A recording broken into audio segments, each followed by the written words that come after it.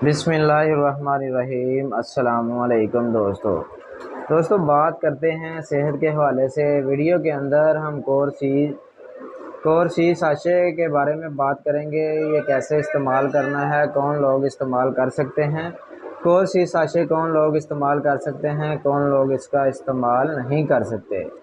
Video शुरू करने से पहले सब दोस्तों से गुजारिश है कि जो हमारे चैनल पर न्यू हैं हमारे चैनल को सब्सक्राइब करें, लाइक करें, बेल के बटन पर क्लिक करें ताकि हर नई वीडियो का नोटिफिकेशन आपको मिलता रहे। मेडिसिन के हवाले से नई नई मालूमात मिलती रहे।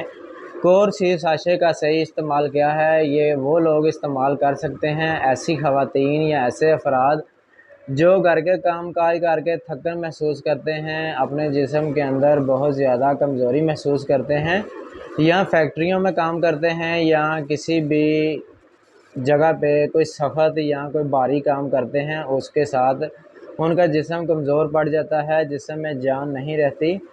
वो लोग इस्तेमाल कर सकते हैं। एक साशा सुबह शाम भी इस्तेमाल कर सकते हैं। एक साशा एक गिलास पानी में डाल के सुबह शाम भी इस्तेमाल कर सकते हैं, एक रोज़ाना भी इस्तेमाल कर सकते हैं।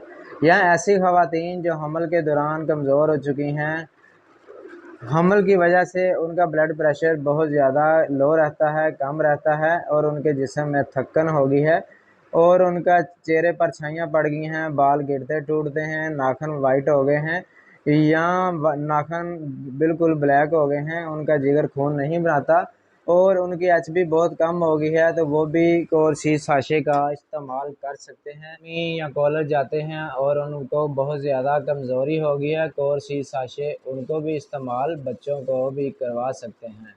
कोरसी साशे से इस्तेमाल करने से आपके जिस्म में एक नई सी जान आ जाएगी और आपको इंशाल्लाह थकन नहीं होगी। इसके साथ आपकी विटामिन सी पूरी हो जाएगी, जिस्म के अंदर तवानाई पूरी हो जाएगी, और आपके चेहरे पर जो छाइयाँ हैं, बाल गिरते टूटते हैं, बालों के दो मुंह हैं, वो भी ठीक हो जाएंगे। इंशाल्लाह आपको इसका बहुत ज़्यादा फ़ायदा मिलेगा। कोरसी साशे का इस्तेमाल लाजमी करें और बच्चों को भी करवाएं। इंशाल्लाह मिलते हैं नेक्स्ट वीडियो में। अल्लाह।